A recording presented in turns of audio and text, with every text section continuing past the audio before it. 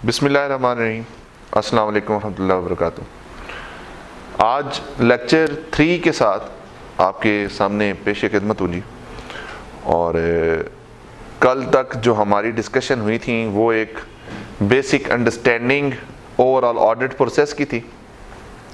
Audit start किस तरह से होता है, ऑडिट एग्जीक्यूट किस तरीके से होता है, ऑडिट की प्लानिंग किस तरीके से होती है, फाइनलाइजेशन किस तरीके से होती है, और फाइनली ऑडिट रिपोर्ट देने के बाद किस तरीके से हम अपनी ऑडिट फाइल्स को कंप्लीट करते हैं।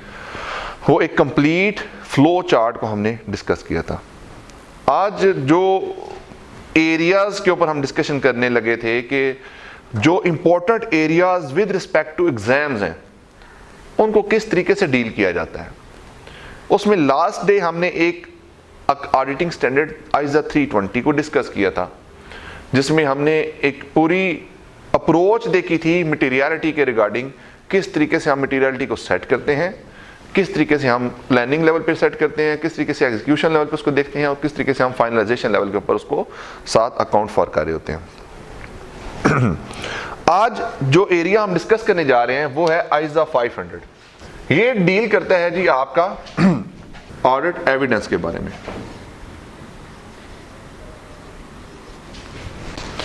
आइज़ा 500 डील करता है जी ऑडिट एविडेंस के बारे में। क्वेश्चन ज़हन में आता है कि डायरेक्टली ऑडिट एविडेंस से क्यों स्टार्ट किया जाए। देखें, हमारा ऑब्जेक्टिव क्या है, ऑब्जेक्टिव क्या है ऑडिट का? To form an opinion. हमने क्या करना है जी, एक ओपिनियन को फॉर्म करना है। इस ओपिनियन को फॉर्म करने के लिए ऑडिटर को प्रोसीजर्स लगाने पड़ते हैं।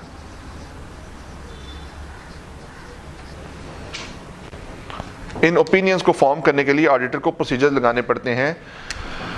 उन प्रोसीजर्स की वजह से हम कुछ असर्शंस को वेरीफाई कर रहे होते हैं।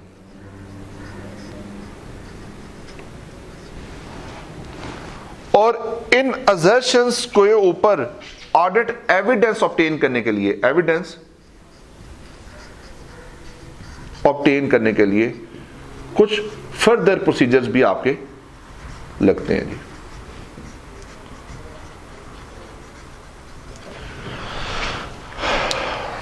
वन में वन डिस्कस करते हैं जी। ओपिनियन फॉर्म करने वक्त आपके पास क्या होना चाहिए जी? You should have evidence. आपके पास क्या होना चाहिए? एविडेंस होना चाहिए।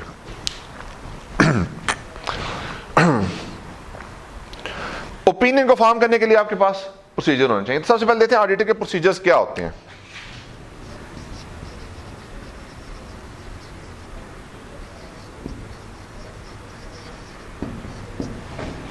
ऑडिटर के दो तरह के प्रोसीजर्स होते हैं जी। एक होते हैं आपके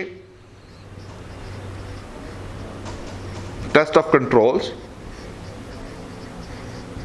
और सेकंड नेचर होती है आपकी सब्सटेंटिव प्रोसीजर्स की।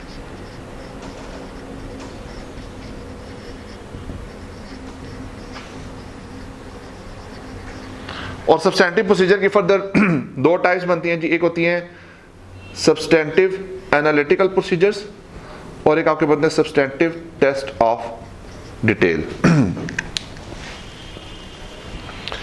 और इन प्रोसीजर्स को लगाने का ऑब्जेक्टिव क्या है जी? कुछ असर्शंस को वेरीफाई करना। अब असर्शंस इसके साथ लिख लेते हैं जी। देखें जी, ये प्रोसीजर्स इधर आए, इन प्रोसीजर्स के लगाने का ऑब्जेक्टिव होता है कुछ असर्शंस को वेरीफाई करना। असर्शंस क्या होती हैं जी?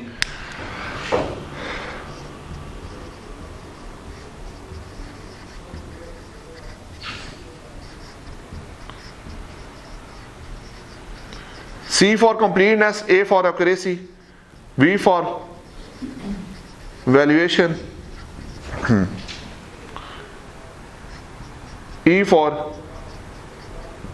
existence, O for occurrence, और P for presentation।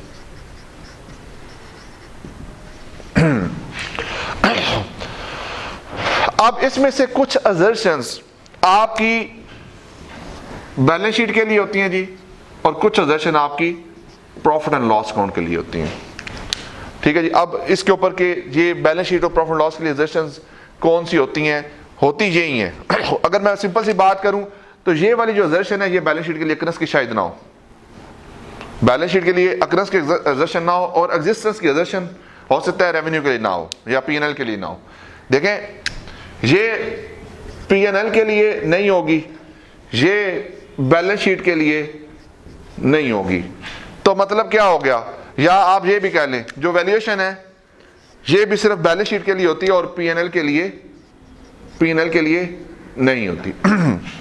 अगर मैं सिंपल इसको थोड़ा और फर्दर एक्सप्लेन करूं तो यहां पे आ जाता है जी बैलेंस शीट, और यहां पे आती है जी income statement, SOF statement of financial position, और यहां पे स्टेटमेंट ऑफ कॉम्प्रिहेंसिव इनकम। इसको इस तरह कर लें।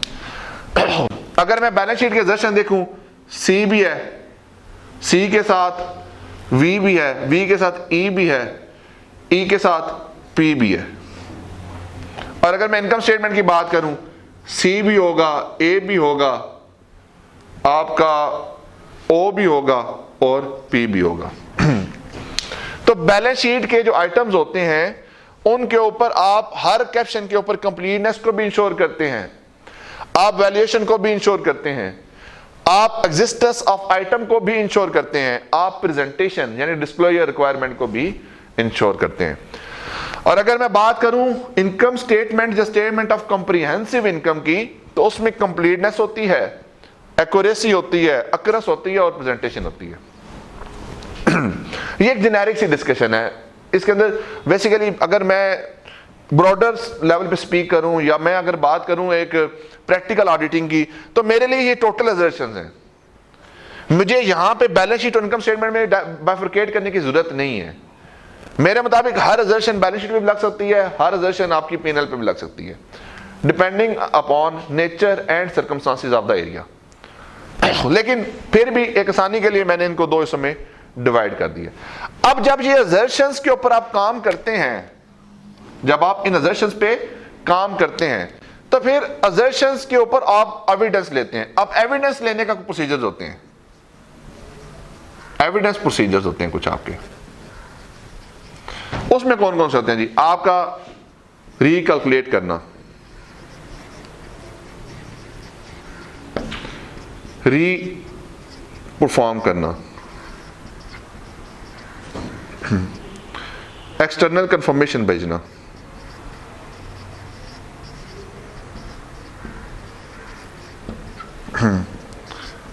एनालिटिकल प्रोसीजर लगाना,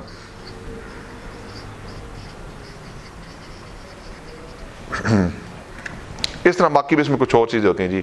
रिकैलकुलेशन, री performance, external confirmation, analytical procedure, observation, और फिर आपकी आ जाती है इंस्पेक्शन। ये जो प्रोसीजर मैंने आपके सामने लिखे हुए हैं, ये सिर्फ एविडेंस को ऑब्टेन करने के लिए हैं। अगर आप यहां से चलें, ऑडिटर के प्रोसीजर है सब्सटेंटिव प्रोसीजर लगाना या टेस्ट ऑफ कंट्रोल लगाना।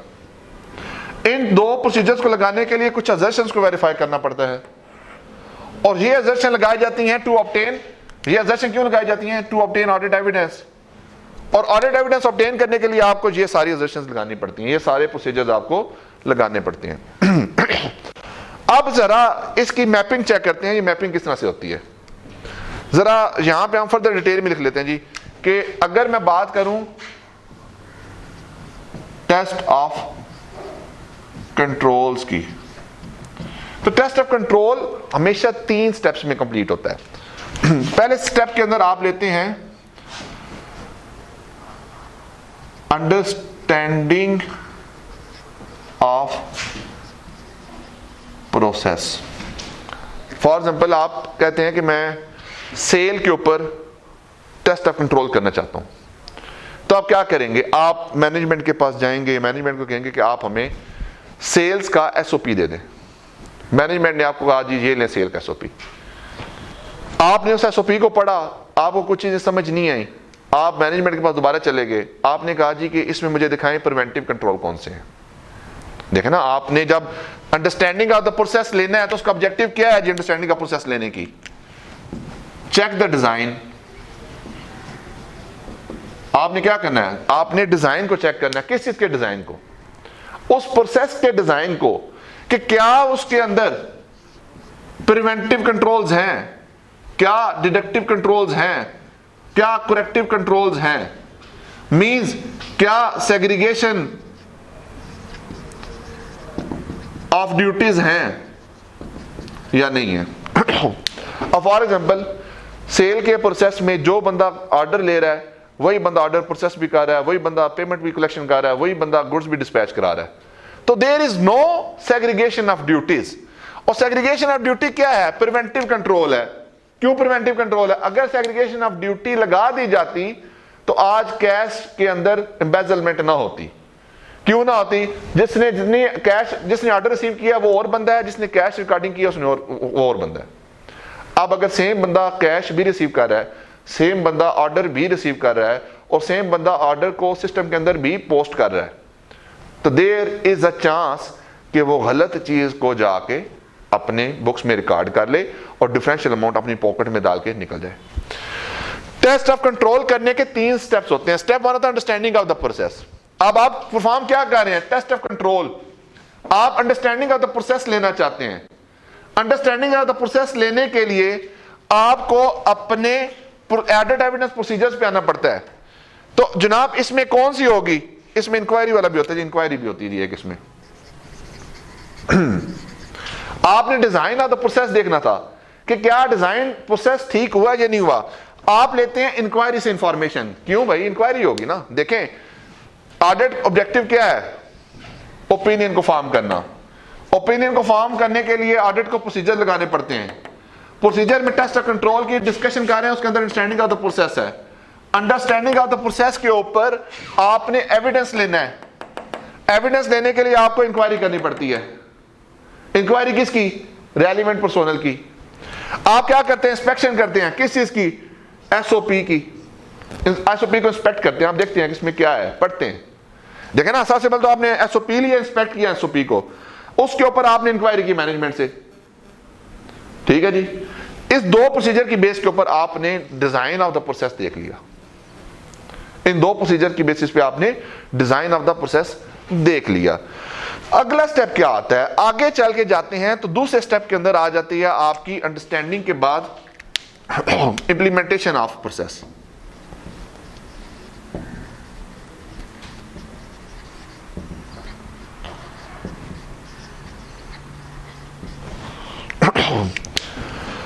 What is implementation?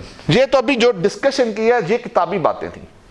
आपने प्रोसेस पकड़ा, प्रोसेस को आपने रिव्यू किया, आपने इंक्वायरी की और अपने बेसिस के ऊपर अपने एक ओपिनियन को फॉर्म किया कि डिजाइन ऑफ द प्रोसेस ठीक है, जो प्रोसेस मैनेजमेंट ने डिजाइन किया हुआ ये ठीक है, ये टेस्टेबल है, but you have not tested practically. The second step is checking the implementation of process. जिसका डिजाइन आपने चेक किया है उसकी इंप्लीमेंटेशन को भी देखें। अब इंप्लीमेंटेशन क्या है? Implementation is walk through. क्या है जी?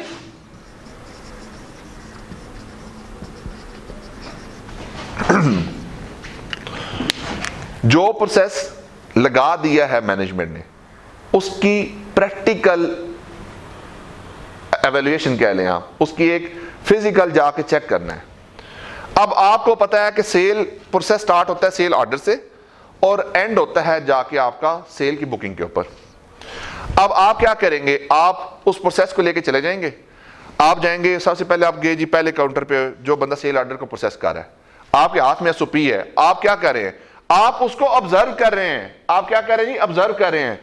क्या ऑब्जर्व कर रहे हैं? उसने किस तरीके से सेल ऑर्डर को रिसीव किया, किस तरीके से उसने सेल ऑर्डर को सिस्टम के अंदर पोस्ट किया, किस तरीके से वो पोस्टिंग करने के बाद उसकी स्क्रीन उसके मैनेजर के पास चलेगी रिव्यू के लिए, किस तरीके से उसने ऑथोराइज किया, किस तरीके से रिव्यू हुआ, किस तरीके से पोस्ट हुआ। यानी कि जो अंडरस्टैंडिंग के ऊपर आपको प्रोसेस मैनेजमेंट ने बताए थे उनकी प्रैक्टिकल इंप्लीकेशंस को आपने यहां पे आप वेरीफाई करना है। What is the procedures to perform this? आप एक लाइव ट्रांजैक्शन लेते हैं। क्या लेते हैं जी? 1 लाइव ट्रांजैक्शन। आप एक मौजूदा जो ट्रांजैक्शन चल रही होती है उसको लेते हैं, उस लाइव ट्रांजैक्शन के ऊपर आप अपना प्रोसीजर लगाते हैं। वो प्रोसीजर कौन सा होता है जी? ऑब्जर्वेशन का। लिंक चेक करें, ओपिनियन फॉर्म करनी है, ओपिनियन फॉर्म करने के लिए टेस्ट ऑफ कंट्रोल करना है, टेस्ट ऑफ कंट्रोल करने के लिए मेरे पास इंप्लीमेंटेशन ऑफ प्रोसेस चेक करना है। इंप्लीमेंटेशन को किस तरीके से वेरीफाई किया? ऑब्जर्वेशन के थ्रू। ऑब्जर्व किया, आप फिजिकली जाके खड़े हो गए, आपने कहा जी मुझे दिखाएं। आपने स्टेज 1 से लेकर स्टेज आखिरी तक सारे प्रोसेस के ऊपर आपने प्रैक्टिकल इंप्लीकेशंस को देखना है, क्या काम उसी तरीके से हो रहा है या नहीं हो रहा। अब देखें, आपने इंप्लीमेंटेशन को देख लिया, अब यहां पे आंसर लेते हैं। अगर अंडरस्टैंडिंग ऑफ द प्रोसेस ठीक है तो फिर आप स्टेप 2 पे आते हैं। अगर अंडरस्टैंडिंग ऑफ द प्रोसेस ठीक नहीं है, यानी कि डिजाइन उसका ठीक नहीं है, डिजाइन ठीक नहीं है तो नीचे नहीं आएंगे, ये प्रोसेस नहीं होगा। हाँ जी, अगर ये होता है फिर इसमें 2 आंसर बनते हैं, यस या नो। अब यहां पे यस था, यस के बाद दोबारा यस आ गया, फिर आप तीसरे स्टेप पे जाएंगे। अगर यहीं पे नो हो जाता है तो प्रोसेस क्लोज कर देंगे, आगे अपनी टेस्टिंग करेंगे। अगर इंप्लीमेंटेशन भी ठीक है तो फिर तीसरे नंबर पे आप जाते हैं टेस्ट ऑफ कंट्रोल के ऊपर।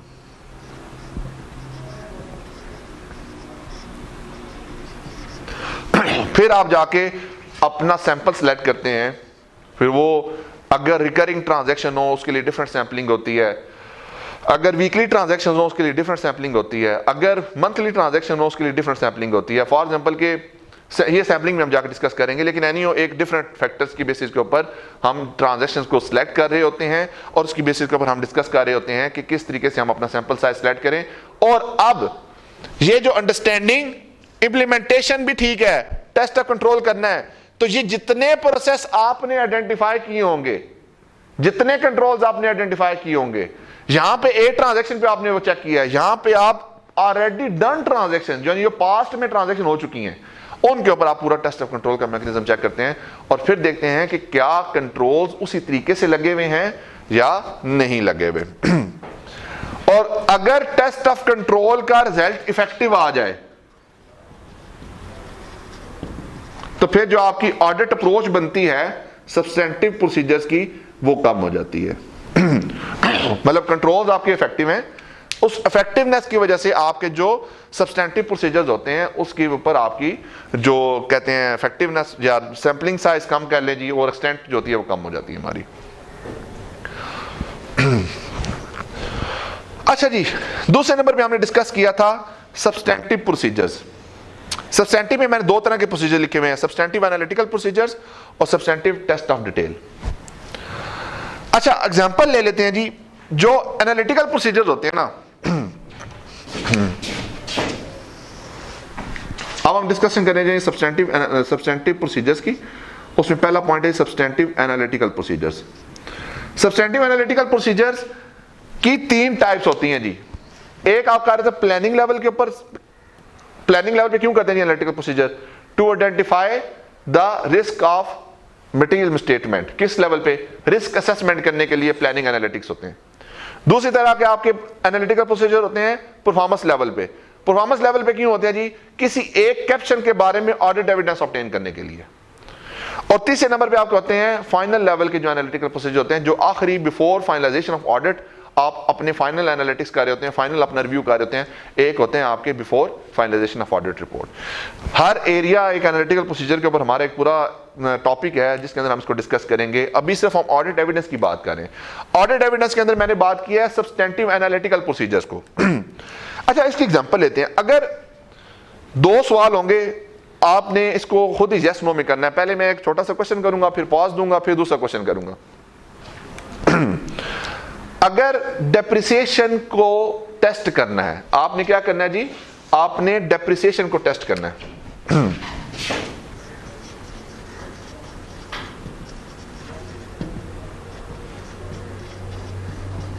आपने करनी है डेप्रिसिएशन की टेस्टिंग। अब डेप्रिसिएशन की टेस्टिंग है, क्या ये सब्सटेंटिव प्रोसीजर है, सब्सटेंटिव टेस्ट ऑफ डिटेल है, या सब्सटेंटिव एनालिटिकल प्रोसीजर है? तो आंसर यहां पे 2 तरह के होंगे। अगर तो डेप्रिसिएशन को आप 100% रिकैलकुलेट कर रहे हैं, अगर आप डेप्रिसिएशन को 100% रिकैलकुलेट कर रहे हैं तो फिर ये सब्सटेंटिव टेस्ट ऑफ डिटेल बन जाती है। अगर आप फॉर एग्जांपल किस तरह से, इस तरह से कि प्रॉपर्टी प्लांट इक्विपमेंट थी जी, आपका प्लांट था जी, बिल्डिंग है, आपके अदर एसेट्स हैं, इसकी कॉस्ट है जी 100, इसकी जो अकोमुलेटेड डेप्रिसिएशन है वो 10 है, इसकी 200 है, इसकी 20 है, इसकी 100 है, इसकी 10 है जी। ठीक है जी, आपने कहा जी 90 की नेट बुक वैल्यू है, 180 की बुक वैल्यू है और 90 की बुक वैल्यू है। तो अगर मैं देखूं यहां पे भी 10% है रेट, यहां पे भी 10% रेट है, यहां पे भी 10% रेट है, और एंटिटी का जो मॉडल है वो रिड्यूसिंग बैलेंस मॉडल है, और रिड्यूसिंग बैलेंस की बेस के ऊपर कोई इस साल कोई एडिशन भी नहीं हुई, ना कोई डिस्पोजल हुआ है, तो फिर क्या होगा जी, 90 multiply by 10%, 180 multiply by 10%, 90 multiply by 10%, 9, 18 और 9, ये डेप्रिसिएशन आपकी 3 फिगर्स निकल आती हैं। ये आपकी 3 फिगर्स निकल आती हैं जी, जिसमें आपकी देखें नहीं, plant, building and other asset, cost थी 100, 200 और 100, अकोमुलेटेड डेप्रिसिएशन 10, 20, 10, फिर आगे उसकी नेट बुक वैल्यू निकल आई 90, 180 और 90, डेप्रिसिएशन रेट है 10% का सबके केस में। अब हुआ क्या, आपने कहा जी 90 के ऊपर 10% 9 रुपीज, 180 के ऊपर 10% 18 रुपीज, 90 के ऊपर 10% 9 रुपीज। आपने किया क्या है, आपने जस्ट एक कैलकुलेशन की है, 100% आपने टेस्ट कर लिया है, तो आपकी क्या बन गई, 36 की आपकी डेप्रिसिएशन एक्सपेंस बन गया। आपने कोई एनालिटिकल नहीं लगाया, you just did what you did, you recalculated, आपने 100% रिकैलकुलेट करके चेक कर लिया। अब ये रिकैलकुलेटेड प्रोसीजर कौन सा था, ये रिकैलकुलेटेड वही सेम प्रोसीजर था जो आपने अपने एविडेंस को ऑब्टेन करने के लिए लिखा था। सबसे पहला प्रोसीजर ही हमारा क्या था जी, एविडेंस को ऑब्टेन करने के लिए रिकैलकुलेशन भी करनी पड़ती है। अब इसकी अल्टरनेटिव एग्जांपल ले लें। आपने कहा जी कि फॉर एग्जांपल इस एग्जांपल को करते हैं खत्म और इसकी जगह पे नए एग्जांपल लगाते हैं जी।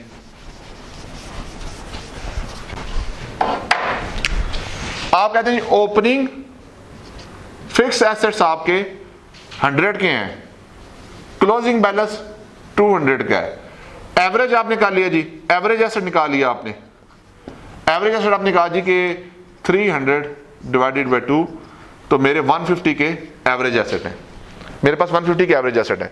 मैंने कहा जी कि मेरे पास इसके ऊपर 10% का रेट है, इसके ऊपर 15% का रेट है, मैंने एवरेज रेट भी निकाल लिया, मैंने कहा जी कि इसको 12.5 से मल्टीप्लाई कर दो, एग्जांपल के तौर पर एवरेज रेट लिया।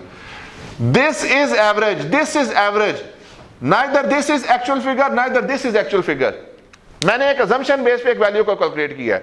अब डेप्रिसिएशन की जो वैल्यू निकलती है, जो भी निकलती है जी, वो क्या है जी, वो एनालिटिकल प्रोसीजर है।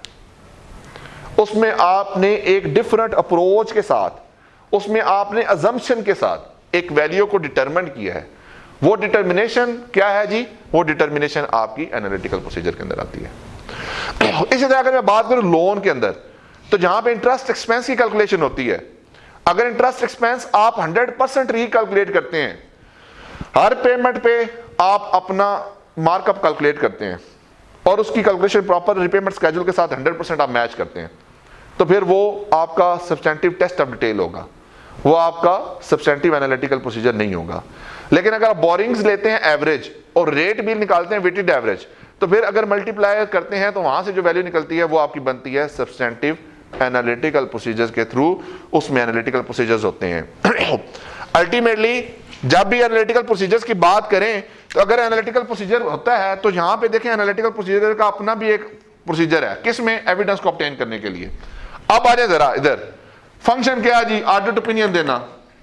फंक्शन क्या है, ऑडिट ओपिनियन देना। ऑडिट ओपिनियन देने के लिए ऑडिट प्रोसीजर लगाने हैं। ऑडिट प्रोसीजर लगाने का मकसद क्या है, असर्शंस को वेरीफाई करना। असर्शंस को वेरीफाई करने के लिए क्या करना पड़ता है, ऑडिट एविडेंस लेना पड़ता है। ऑडिट एविडेंस के अंदर एनालिटिकल प्रोसीजर, वहां पे सब्सटेंटिव एनालिटिकल प्रोसीजर था, यहां पे सिर्फ एनालिटिकल प्रोसीजर है। क्यों एनालिटिकल प्रोसीजर, 3 लेवल पे होता है, एक प्लानिंग लेवल होता है, एक परफॉर्मेंस लेवल होता है और एक फाइनल लेवल होता है। ये रिस्क असेसमेंट के लिए होता है, ये प्रोसीजर परफॉर्म करने के लिए होता है, ये ओपिनियन फॉर्म करने के लिए होता है। तो देखें ये चीजें इस तरह से चलती हैं। अच्छा, आपने स्टॉक काउंट करना है। अब देखें ना, अगर मैं टेस्ट और टेल की बात करूं, मैं एग्जांपल लेता हूं कि आपने डेटर्स को कंफर्मेशन भेजनी है पहले, डेटर के ऊपर वेरिफिकेशन करनी है, कंफर्मेशन छोड़ें आप, डेटर वेरिफिकेशन। आपने डेटर्स की वेरिफिकेशन करनी है। अब डेटर की वेरिफिकेशन करने के लिए जाहिर बात है एक्सटर्नल थर्ड पार्टी के पास डाटा अवेलेबल है, तो एक्सटर्नल थर्ड पार्टी के पास जो डाटा अवेलेबल है मैंने वहां से एविडेंस ऑब्टेन करना है। अब जब मैंने वहां से एविडेंस ऑब्टेन करना है तो मेरे पास क्या है जी, देखिए ओपिनियन फॉर्म करनी है। ओपिनियन फॉर्म करने के लिए मुझे डेटर पे प्रोसीजर लगाने हैं। डेटर के प्रोसीजर लगाने के लिए मुझे डेटर की एग्जिस्टेंस भी वेरीफाई करनी है। डेटर की एग्जिस्टेंस को वेरीफाई क्यों करना है? एविडेंस ऑब्टेन करने के लिए। और एविडेंस किस तरह से ऑब्टेन होगा जी? एक्सटर्नल कंफर्मेशन के थ्रू। एविडेंस किस तरह से ऑब्टेन होगा जी? एक्सटर्नल कंफर्मेशन के थ्रू। क्यों? देखे ना, मैंने ओपिनियन फॉर्म करनी है, मैंने प्रोसीजर लगाने हैं। प्रोसीजर क्यों लगाने हैं? एग्जिस्टेंस ऑफ डेटर वेरीफाई करने के लिए। एग्जिस्टेंस क्यों वेरीफाई करनी है? एविडेंस ऑब्टेन करने के लिए। एग्जिस्टेंस का एविडेंस क्या है? External confirmation. कंफर्मेशन भेजकर उसका रिप्लाई ले लेंगे। ये इस तरह से बेटा लिंक बनता है चीजों का। ये चीजें इस तरीके से ऑडिट ओपिनियन से स्टार्ट होती हैं, इस तरह से एंड लेवल पे आती हैं। आप इसमें एक और एग्जांपल ले लें। आपने स्टॉक काउंट करना है, आपने स्टॉक काउंट करना है। स्टॉक काउंट करने का मकसद क्या है? एग्जिस्टेंस को वेरीफाई करना। किस चीज की एग्जिस्टेंस को? आपकी जो फिक्स एसेट्स की फिजिकल एग्जिस्टेंस को वेरीफाई करना है, इन्वेंटरी की फिजिकल एग्जिस्टेंस को वेरीफाई करना है। क्यों? इसको वेरीफाई करने के लिए कौन सा ऑडिट एविडेंस लगाना पड़ेगा? इसको लगाने के लिए आपको ऑब्जर्वेशन करनी पड़ती है, आपको इंस्पेक्शन करनी पड़ती है। आप ऑब्जर्वेशन करते हैं, इंस्पेक्शन करते हैं, इंक्वायरी भी करते हैं। इंक्वायरी किस चीज की करते हैं? मैनेजमेंट की प्रोसेस की, कि मैनेजमेंट किस तरह स्टॉक ऑन करती है। इंस्पेक्शन किस तरह करते हैं? ये चेयर पड़ी है, ये रोस्टम पड़ा है जी आपके सामने। क्या रोस्टम पड़ा हुआ है जी? ठीक पड़ा हुआ, इंस्पेक्ट पड़ा हुआ, टूटा हुआ तो नहीं है कहीं पे, इसमें कोई मसला तो नहीं है। आप देख रहे हैं ना, मैं सामने है। आप तीसरे नंबर पे क्या है जी? इंस्पेक्शन करना इन्वेंट्री आइटम्स की। इस रूम के अंदर ये 5 मार्कर्स पड़े हैं, दिस इज इन्वेंट्री। तो मैंने देख लिया जी, इंस्पेक्ट कर लिया कि मार्कर ठीक है, इनमें कोई इंपेयरमेंट का तो नहीं कंडीशन, कोई कि टूटे हुए तो नहीं है, कि खराब तो नहीं है। क्या लिखने में लिख लेते हैं जी? हाँ जी लिख लेते हैं। इंस्पेक्शन की, ऑब्जर्वेशन क्या की? हाँ यार 5 मार्कर होने चाहिए। हाँ ऑब्जर्व, अच्छा ठीक है जी, आप काउंट करें। मेरे सामने क्लाइंट का बंदा था, मैंने कहा जी काउंट करे जरा। मैं साथ इस तरह खड़ा हो गया जाके। उसने कहा जी 1 मार्कर, 2 मार्कर, 3, 4, 5। मैंने कहा जी ठीक है 5 ओके, 5 पूरे हैं आपके पास मार्कर। मैंने क्या किया? I just observed. Cash counting की बारी आती है। मैंने कहा जी आपका कितना कैश पड़ा हुआ है? उसने कहा जी कैश मेरे पास इतना पड़ा हुआ है। मैंने कहा निकालो कॉपी। उसने कहा जी देखिए सर 50 कॉपी है। मैंने कहा जी कॉपियां गिनना शुरू करो यहाँ पे, 1 2 3 4 5 6 7। ठीक है जी, कॉपियां पूरी हैं, ओके। मैंने इंस्पेक्ट किया, हाँ जी सील लगी हुई है उसके ऊपर, सील लगी हुई या नहीं लगी हुई? देखिए मैंने क्या किया है? I am just doing observation, inspection and inquiry. क्यों कर रहा हूं? इसके साथ लिंक करें आप, ओपिनियन से वापस चले। इस तरह बाकी एरियाज पे भी प्रोसीजर्स होते हैं। अब सवाल आता है कि जो एविडेंस ऑब्टेन करते हैं हम, उसकी रिलायबिलिटी पे क्या काम होगा? इस तरह करते हैं कि हम इधर से इसको मिटाते हैं।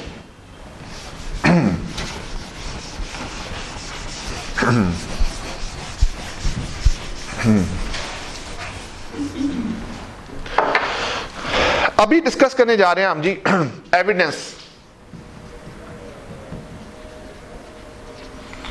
एविडेंस के 2 सोर्स होते हैं जी।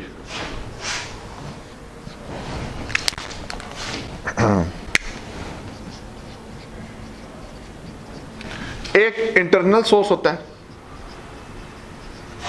एक एक्सटर्नल सोर्स होता है।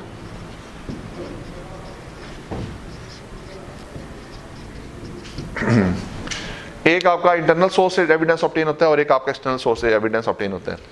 आपने स्टॉक काउंट के ऊपर जाके फिजिकल वेरिफिकेशन करनी थी, तो जो लिस्टिंग ऑफ इंफॉर्मेशन वो कहां पड़ी हुई है? वो मैनेजमेंट के पास पड़ी हुई है। आपने कहा जी जीएल में से इन्वेंट्री लिस्ट आइटम निकाल दें, उसने आपको निकाल दिए, आपने रिव्यू किए, खत्म होगी बात।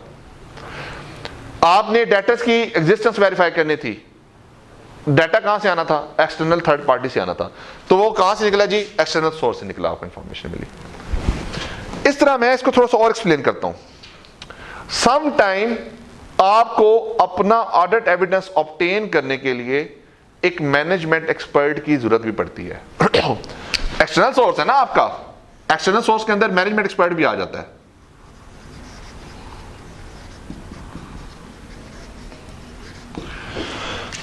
जैसा कि आपको पता है कि एक्सपर्ट क्या होता है। एक्सपर्ट वो बंदा होता है जिसके पास other than auditing and accounts के बारे में एक्सपीरियंस हो। फॉर एग्जांपल एक्सपर्ट की जरूरत कहां पड़ती है? प्रॉपर्टी प्लॉट इक्विपमेंट की वैल्यूएशन करानी है, वहां पे आपको एक्सपर्ट की जरूरत पड़ेगी।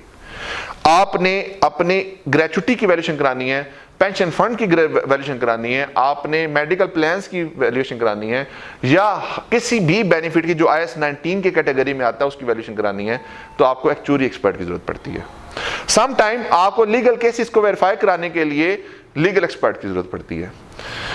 इसके अलावा और कहां पे इंफॉर्मेशन आपको एक्सपर्ट की चाहिए होती है? किसी ऐसे कैप्शन के ऊपर जहां पे कॉम्प्लेक्सिटी हो। फॉर एग्जांपल सीमेंट सेक्टर है, सीमेंट सेक्टर के अंदर जो स्टॉक होता है वो किस तरह से पड़ा होता है जी। थोड़ी सी सीमेंट सेक्टर की भी एक एग्जांपल ले लेते हैं, थोड़ा सा प्रैक्टिकल चीजों को भी लिंक कर लेते हैं साथ। अगर आप किसी का एक्सपीरियंस सीमेंट सेक्टर का हो तो आपको पता होगा कि वहां पे बेसिक मटेरियल होता है लाइमस्टोन, क्ले, सिलिका सैंड, ये सारी चीजें होती हैं रॉ मटेरियल के तौर पर, कोल, पेट कॉक वगैरह। अब ये ओपन यार्ड में पड़े होते हैं आइटम्स, जो इनसे वर्क इन प्रोसेस निकलता है उसको कहते हैं क्लिंकर। क्लिंकर होता है जब ये सारे पत्थरों को जलाते हैं तो वहां से क्लिंकर बनता है। क्लिंकर बन के वो भी ओपन यार्ड में फेंकना शुरू कर देते हैं, क्योंकि उसकी स्टोरेज के लिए किसी बंद कमरे की जरूरत नहीं होती, उसके मेजरमेंट इस तरीके से नहीं होती। वो करते क्या, एक बैच बना, उसने आके एक जगह पे पाइल लगा दी, दूसरी पाइल, तीसरी पाइल, चौथी, पांचवी, छठी। आप जब स्टॉक आउट पे जाते हैं तो पूरा का पूरा यार्ड जो होता है वो भरा हुआ नजर आ रहा होता है आपको क्लिंकर के साथ, पूरे का पूरा यार्ड भरा नजर आ रहा होता है आपको कोल के साथ, पूरा का पूरा यार्ड नजर आता है आपको लाइमस्टोन के साथ। अब क्या मैं वहां पे वेट स्केल लेके जाऊं? मैं वेट स्केल लेके जाऊं और वहां पे जाके मैं क्लिंकर को वेरीफाई करना है कि कितनी क्वांटिटी पड़ी है, तो क्लिंकर को वेट करना शुरू कर दूं, तो फिर तो पूरा साल ही वहां बैठा रहूंगा। क्योंकि उसने अगर 2-3 किलोमीटर के एरिया में मटेरियल पड़ा हुआ है तो मैं तो उसको वेरीफाई नहीं कर सकता तोल कर। करेंगे फिर क्या? फिर ऑप्शन ये होती है कि आपके पास डिफरेंट मैथमेटिकल टूल्स होते हैं। फॉर एग्जाम्पल अगर बात करूं, अगर एक ओपन यार्ड में पड़ा हुआ है तो उसमें कुछ लेंथ होगी, मल्टीप्लाई बाय विड्थ होती है, मल्टीप्लाई बाय हाइट होती है, मल्टीप्लाई बाय डेंसिटी होती है। तो जो मैथमेटिकल टूल्स होते हैं वहां से फिर आप क्या करते हैं, वहां से आप उसकी फिर वैल्यूएशन निकालते हैं कि उसकी जो स्टॉक की वैल्यू है वो कितनी पड़ी हुई है। फॉर एग्जाम्पल एक ओपन यार्ड के अंदर 10 मीटर लंबी आपकी एक रो के अंदर मटेरियल पड़ा हुआ है, विड्थ उसकी है 5 मीटर की, हाइट उसकी है 1.5 मीटर की, और डेंसिटी का जो एलिमेंट होता है ये भी एक टेक्निकल एक्सपर्ट का काम होता है। डेंसिटी क्या होती है? फॉर एग्जांपल 1 क्यूबिक मीटर का लें आप, उसके अंदर फुल भर दें और फुल भर के उसको प्रेस करें और उस 1 क्यूबिक मीटर में कितना मटेरियल आ जाता है उसको कहते हैं डेंसिटी। अब डेंसिटी फॉर एग्जांपल उसको कहते हैं 0.5। अब इस सारे को मल्टीप्लाई करेंगे तो आपके पास क्वांटिटी आ जाएगी। किस चीज की क्वांटिटी? क्लिंकर कितना पड़ा हुआ यार्ड के अंदर। अब सवाल ये आता है कि ये काम करना, लेंथ को मेजर करना, विड्थ को मेजर करना, हाइट को मेजर करना या डेंसिटी को मेजर करना, क्या ऑडिटर का काम है? आंसर होगा नो। इन सारे कामों को करने के लिए आपको सिविल इंजीनियर की जरूरत होती है। आपको सिविल इंजीनियर की जरूरत होती है। Civil engineer is who? Civil engineer is management expert. वो आएगा, उसने आके इस सारे प्रोसीजर को परफॉर्म करेगा, आपको एक वैल्यू निकाल के दे देगा। अब सवाल ये बनता है कि अगर ये मैनेजमेंट एक्सपर्ट का काम है तो क्या इस काम को बीइंग ऑडिटर में वेरीफाइड रिव्यू कर सकता हूं? आंसर होगा नो। फिर क्या करूं? Then we have to add auditor expert as well. तो यहां पे सिर्फ एक एरिया नहीं है, यहां पे आपको आइजा 620 को भी लिंक करना पड़ना है, आपको 620 में भी जाना पड़ना है, वहां पे जाके ऑडिट एक्सपर्ट की इन्वॉल्वमेंट भी आपको देखनी पड़नी है। अब बात ये आती है कि मैनेजमेंट एक्सपर्ट तो हमने लेके आना है। अब मैनेजमेंट एक्सपर्ट को लेके आएंगे, अगर मैनेजमेंट, अब देखिए दो तरह के यहां प्रोसीजर आपके निकल है।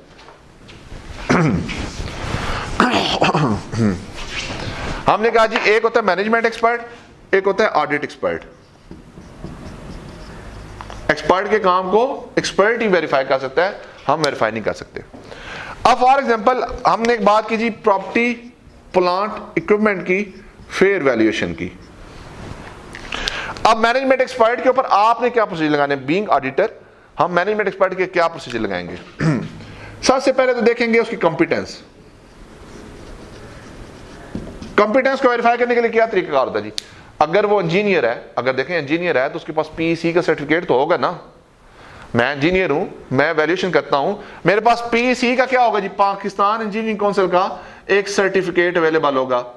जिस तरह एक चार्टर्ड अकाउंटेंट के पास आईकेप की तरफ से एक मेंबरशिप के साथ एक प्रैक्टिसिंग सर्टिफिकेट मिलता है, इस तरह जो इंजीनियर्स होते हैं उसकी कंपिटेंस को वेरीफाई करने के लिए देखना पड़ता है कि क्या उसके पास क्वालिफिकेशन है, क्या उसके पास किसी रिनाउंड अदारे की एफिलिएशन है या नहीं है।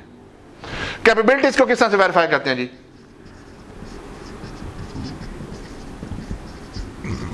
कैपेबिलिटीज को वेरीफाई करने के मुख्तलिफ पैरामीटर्स होते हैं। उसकी मार्केट में रिप्यूट कैसी है, क्या वो उस तरह के फंक्शन ऑलरेडी परफॉर्म कर चुका है या नहीं कर चुका, उसकी फर्म की प्रोफाइल क्या है जिस फर्म में वो एक्सपर्ट काम कर रहा है, उस फर्म के पास क्या स्टेट बैंक ऑफ पाकिस्तान या पाकिस्तान बैंकर एसोसिएशन के साथ उसकी लिंकिंग है या नहीं है। देखे ना, अगर वो कैपेबल था तो उसने स्टेट बैंक या पाकिस्तान बैंकर एसोसिएशन का एक क्राइटेरिया फुलफिल किया होगा उनके पैनल पे जाने के लिए।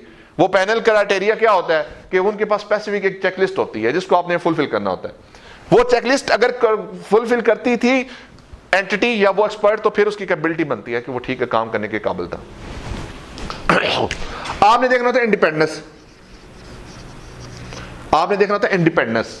इंडिपेंडेंस क्या है कि जो एक्सपर्ट है वो इंडिपेंडेंट हो। देखें एग्जांपल देता हूं, अगर मैं मैनेजमेंट से इंडिपेंडेंट नहीं हो रहा है, मैं एक्सपर्ट हूं जो फेयर वैल्यूएशन ऑफ एसेट करता हूं। अब फॉर एग्जांपल मैनेजमेंट ने जाके लोन लेना है बैंक से, और लोन लेने के लिए उनकी रिक्वायरमेंट ये है कि आप इतने बेसिकली इतनी आपके पास फेयर वैल्यूएशन ऑफ एसेट होनी चाहिए। तो फिर मेरे पास मैनेजमेंट आती है, मुझे कहती है कि आप तो वैसे भी हमारे एम्प्लॉई हैं, तो एक काम करें, इसके ऊपर ना हमें जो अपनी मर्जी की एक वैल्यूएशन रिपोर्ट बना दें जो बैंक के लिए एक्सेप्टेबल हो। अब क्वेश्चन क्या होगा, भाई मैं तो इंडिपेंडेंट नहीं हूं, मैं इंडिपेंडेंट नहीं हूं तो मैं वो काम तो कर ही नहीं सकता। अब क्या होगा, अब ये होगा कि मेरी इंडिपेंडेंस ब्रीच हो गई है। लेकिन ऑडिटर ने किस तरह से इंडिपेंडेंस को वेरीफाई करना होता है? ऑडिटर देखता है कि क्या मेरे पास कंपनी के शेयर हैं जिस कंपनी का मैं वैल्यूएशन कर रहा हूं, क्या मैं उसकी पेरोल पे हूं, क्या मैं उसके एम्प्लॉय हूं, क्या मैं उसके साथ प्रीवियसली किस अरसे से लिंक्ड हूं, बिजनेस रिलेशनशिप मेरा है या नहीं है। इन बेसिस के ऊपर हम देखते हैं कि एक बंदा किसी एंटिटी से इंडिपेंडेंट है या नहीं है।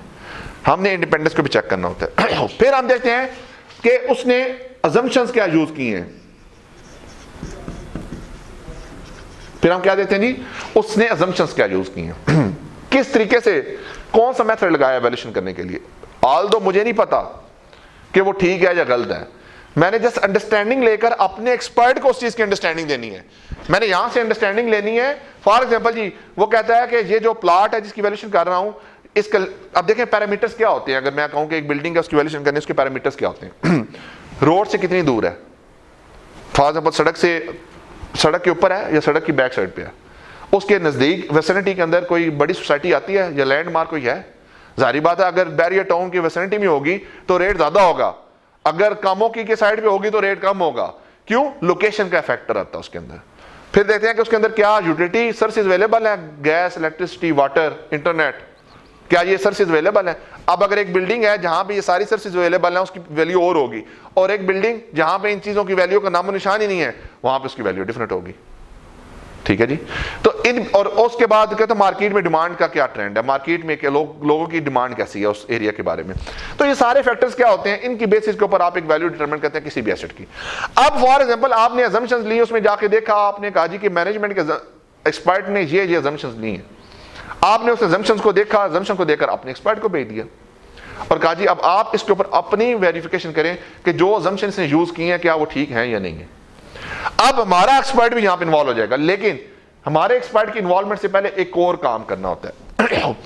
एक वर्ड आता है IPE, इसे कहते हैं इंफॉर्मेशन प्रोड्यूस्ड बाय एंटिटी। एक तो एक्सपर्ट पे काम हमने कर लिए, एक उसके काम पे काम कर लिया। अब करना है कि जो इस मैनेजमेंट ने, ये जो मैनेजमेंट है, इसने जो डेटा अपने एक्सपर्ट को भेजा था वो क्या है। अगर मैं फिक्स एसेट की वैल्यूएशन की बात करूं तो इस केस में डाटा क्या होगा जी, किस चीज को सोर्स रख के वो उसकी वैल्यूएशन कर रहा होगा। उसके पास देखें जी सबसे इंपॉर्टेंट होती है फिक्स एसेट रजिस्टर, फिर उसके पास होते हैं अगर प्लांट है तो उसका मेक मॉडल, उसकी इनवाइस, ठीक है जी। और फिक्स एसेट रजिस्टर में क्या होता है, उसकी कॉस्ट भी आ रही होती है, उसकी एक्यूमुलेटेड डेप्रिसिएशन भी आ रही होती है, डेप्रिसिएशन के रेट्स भी आ रहे होते हैं, नेट बुक वैल्यूज भी आ रही होती हैं, एस्टिमेटेड रिमेनिंग यूजफुल लाइफ भी आ रही होती है। अब उसकी कंप्लीटनेस को किस तरह से इंश्योर किया जा सकता है। अब देखें जब भी आईपी की बात होती है, आईपी क्या हो गया जी आईपी हो गया जी fix asset register and source document.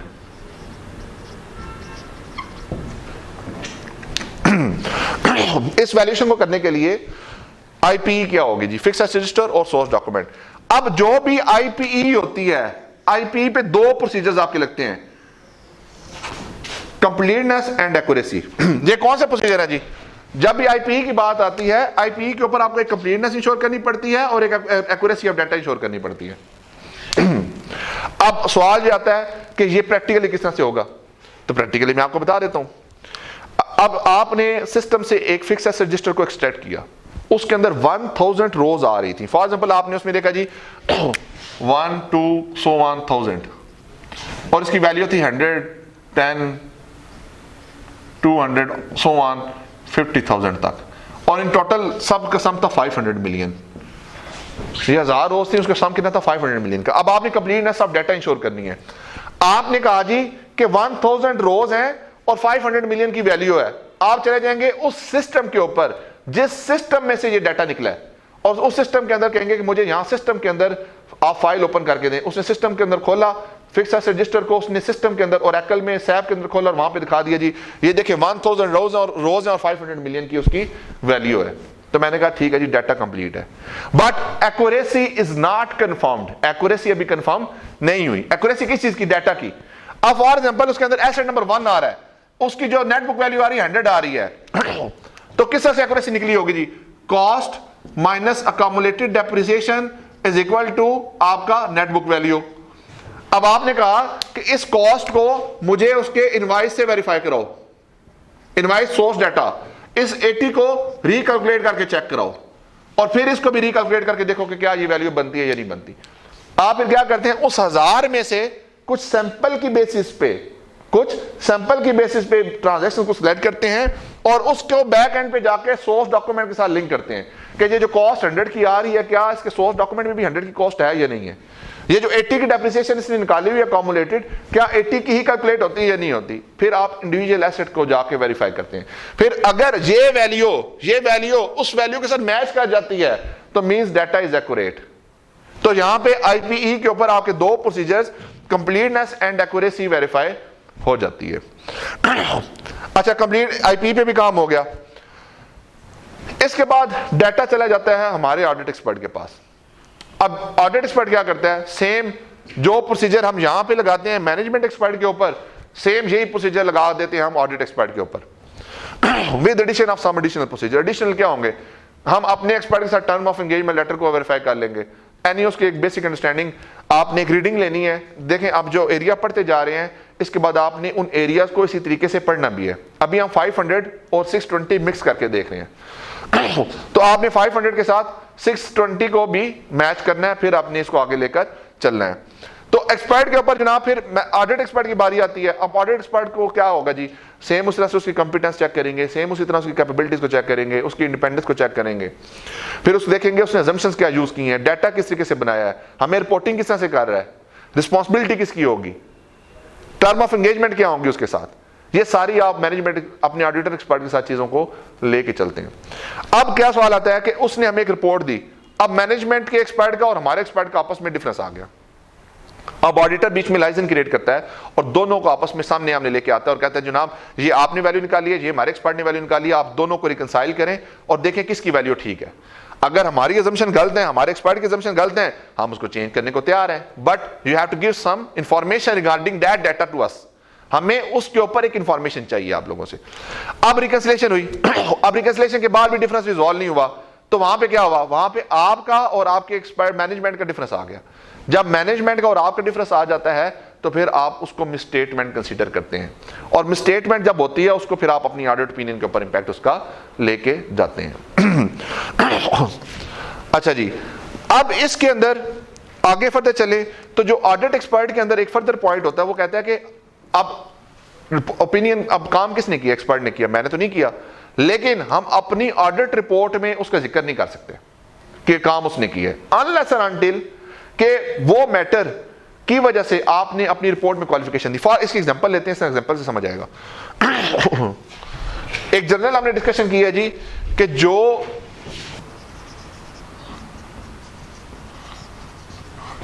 Audit expert का जो नेम है, name can not include in audit report. हम अपनी ऑडिट रिपोर्ट में उसका नाम नहीं डाल सकते, और ना ही उस हमारी जिम्मेदारी खत्म होती है। नाम भी नहीं डालेंगे और जिम्मेदारी भी हमारी है, हालांकि काम एक्सपर्ट ने किया है। कहता है आप काम बेशक एक्सपर्ट ने किया है, आप उसकी कंपिटेंस को चेक कर लिया था, आपने कैपेबिलिटी को चेक कर लिया था, आपने उसके assumption को देख लिया था, उसके साथ टर्म्स को एग्री कर लिया था, तो अब आप जिम्मेदार हैं, आपका मैनेजमेंट एक्सपर्ट जिम्मेदार नहीं है। वो कहता है name can not include in audit report. फिर कहता है कि इसकी एक्सेप्शन है, दो एक्सेप्शन है। पहली एक्सेप्शन है लॉ एंड रेगुलेशन, और दूसरी एक्सेप्शन है जी आपकी क्वालिफाइड ओपिनियन। पहले देख लेते हैं law and regulation. Law and regulation main assumption है कि उसका नाम इंक्लूड नहीं होगा ऑडिट रिपोर्ट में, ऑडिट एक्सपर्ट का। लेकिन अगर लॉ एंड रेगुलेशन उसके ऊपर रिस्ट्रिक्शन लगाती है कि आप उसका नाम इंक्लूड करें, तो फिर हम नाम इंक्लूड कर सकते हैं, फिर हम नाम इंक्लूड कर सकते हैं, लेकिन ऑडिटर की जिम्मेदारी खत्म नहीं होगी। इस नाम के इंक्लूड होने की वजह से लॉ एंड रेगुलेशन ने जो नाम इंक्लूड करने की जिम्मेदारी लगाई है, उस करने की वजह से जिम्मेदारी खत्म नहीं होगी, जस्ट एक नाम उसका ऐड हो जाएगा। दूसरी बात क्या है जी, क्वालिफाइड ओपिनियन। अब मैनेजमेंट एक्सपर्ट का और ऑडिट एक्सपर्ट का डिफरेंस आ गया। अब आप basis for qualified opinion draft कर रहे थे, अब ड्राफ्टिंग करते वक्त आपने उसका नाम इसमें इंक्लूड कर दिया कि ये हमारे एक्सपर्ट जो ये बंदा है, इसने इस प्रोसीजर के थ्रू ये वैल्यू निकाली है और मैनेजमेंट ने इस प्रोसीजर के थ्रू वैल्यू निकाली है, हमारा इनके ऊपर डिसएग्रीमेंट है, इस वजह से हम अपनी रिपोर्ट को क्वालिफाई कर रहे हैं। वो कहते हैं ठीक है, नाम इंक्लूड कर लें इस एक्सेप्शन के केस में, लेकिन रिस्पांसिबिलिटी मैनेजमेंट की, रिस्पांसिबिलिटी ऑडिटर की खत्म नहीं होगी। अगर मसला निकलेगा तो ऑडिटर ही उस चीज के लिए जिम्मेदार होगा।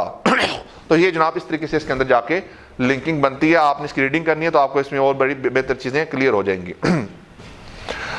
आगे चलते हैं जी, इसमें आखिरी जो एक एरिया है छोटा सा, उसको डिस्कस कर लेते हैं। हमने डिस्कस किया था एविडेंस के सोर्सेस को। अब आते हैं एविडेंस के ऊपर हमारे quality and quantity of evidence. वो कहता है क्वालिटी ऑफ एविडेंस क्या होनी चाहिए और क्वांटिटी ऑफ एविडेंस क्या होनी चाहिए। इसके लिए दो लफ्ज यूज होते हैं जी, एक होता है सफिशिएंट, एक होता है एप्रोप्रिएट। सफिशिएंट का मतलब होता है क्वांटिटी, कितनी अमाउंट, कितने नंबर ऑफ ट्रांजैक्शन को आपने सिलेक्ट करना है, क्वांटिटी ऑफ एविडेंस। और एप्रोप्रिएटनेस क्या कि दो पैरामीटर बनते हैं जी, रेलिवेंट और रिलायबल।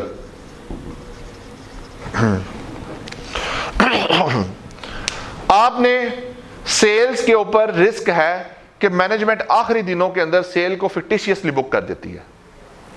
मैनेजमेंट अपने साल के आखिरी दिनों के अंदर सेल को फिक्टिशियस बुक कर देती है। तो क्या सवाल होगा? सवाल ये होता है कि फिर अब क्या करें, फोकस कहां पे होना चाहिए? लास्ट 5 डेज की सेल पे फोकस होना चाहिए। तो मेरे लिए रेलिवेंट पॉपुलेशन कौन सी है? रिस्क क्या है जी?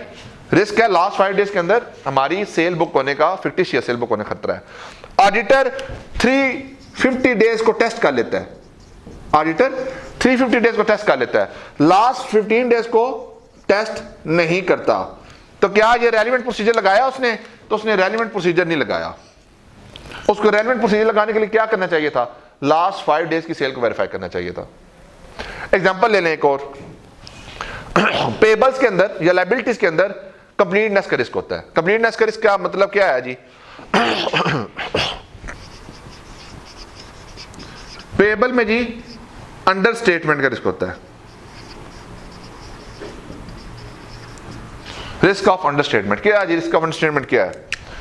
25 जून 2020 को invoice I, 30 June 2020 year and था, और 5 जुलाई 2020 को पेमेंट हुई।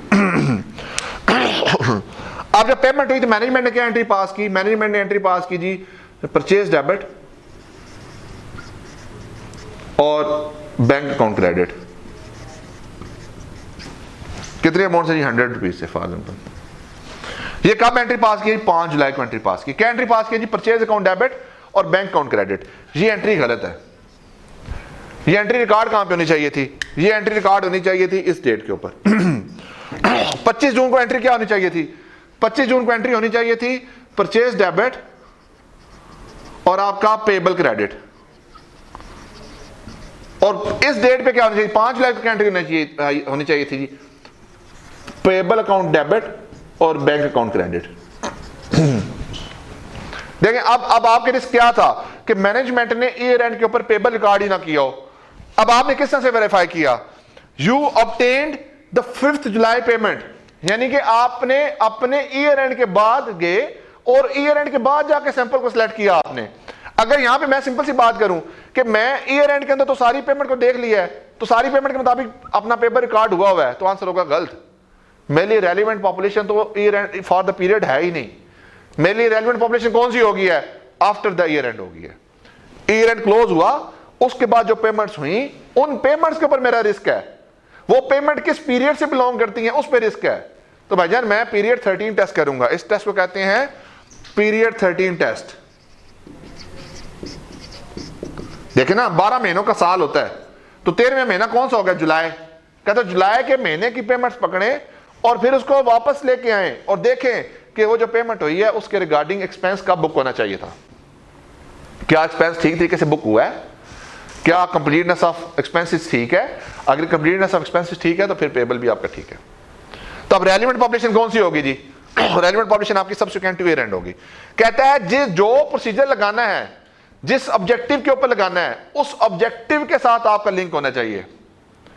कभी यह नहीं करना कि मेरे लिए प्रोसीजर इस जगह पे और है, उस जगह पे और है। जो रेलिवेंट आपका रिस्क है, जो रेलिवेंट आपने असर्शन को वेरीफाई करना है, उसके लिए आप प्रोसीजर लगाएंगे। एग्जांपल ले लें, डेटर की एग्जिस्टेंस को वेरीफाई करने के लिए कौन सा प्रोसीजर होता है जी? मैं कहता हूं जी डेटर की एग्जिस्टेंस को वेरीफाई करने के लिए जीएल से देख लो, तो आंसर होगा नहीं, वो रेलिवेंट प्रोसीजर नहीं है। रेलिवेंट प्रोसीजर क्या है? Send the external confirmation. Confirmation भेजें, उसका रिप्लाई ले। क्यों? क्योंकि एक्सटर्नल कंफर्मेशन बाहर वाले इंफॉर्मेशन से बेहतर होती है, इंटरनल इंफॉर्मेशन से बेहतर होती है। अब आता है जी रिलायबिलिटी के ऊपर कि एक इंफॉर्मेशन रिलायबल भी होनी चाहिए। देखें आपने क्या करना है, आपने आप ऑडिट ओपिनियन फॉर्म करते हैं तो क्या कहते हैं? Sufficient and appropriate audit evidence has been obtained. Sufficiency regarding the quantity of information, quantity linked with sampling. Sampling करते वक्त आपने पैरामीटर्स को ठीक तरीके से सिलेक्ट करना है और फिर उस तरीके से आपने अपनी पॉपुलेशन को लेके चलना है। जबकि अप्रोप्रिएटनेस की बात करते हैं, दो बातें आती है, रेलिवेंट एंड रिलायबल। रेलिवेंट की बात मैंने आपको सारी बता दी है। अब रिलायबल है, एक इंफॉर्मेशन रिलायबल कब होती है? एक इंफॉर्मेशन रिलायबल तब होती है जब वो एक एक्सटर्नल सोर्स से मिलती है। फॉर एग्जांपल बैंक लोन को कंफर्म कर, बैंक लोन है, बैंक लोन को जीएल में से देख लेंगे तो कंफर्मेशन उसके ऊपर प्रोसीजर कंप्लीट हो जाएंगे? आंसर है नहीं। बैंक लोन को कंफर्म करना है तो बैंक कंफर्मेशन भी होनी चाहिए, बैंक स्टेटमेंट किससे पेमेंटों की ट्रेसमेंट भी होनी चाहिए। तो आपकी रिलायबिलिटी कब बढ़ती है? जब डाटा आपको एक्सटर्नल पार्टी से मिलता है। डेटर की कंफर्मेशन जब डायरेक्ट कंफर्मेशन पार्टी से आती है तो उसकी रिलायबिलिटी ज्यादा होती है। अगर कंफर्मेशन मुझे किसी और, मैंने कंफर्मेशन भेजी थी सलमान साहब को और सलमान साहब की जगह मुझे आमिर साहब ने कंफर्मेशन का रिप्लाई कर दिया है, तो वो मेरे लिए रिलायबल कंफर्मेशन नहीं है, क्योंकि वो रेलिवेंट बंदे की तरह से मुझे नहीं आई हुई।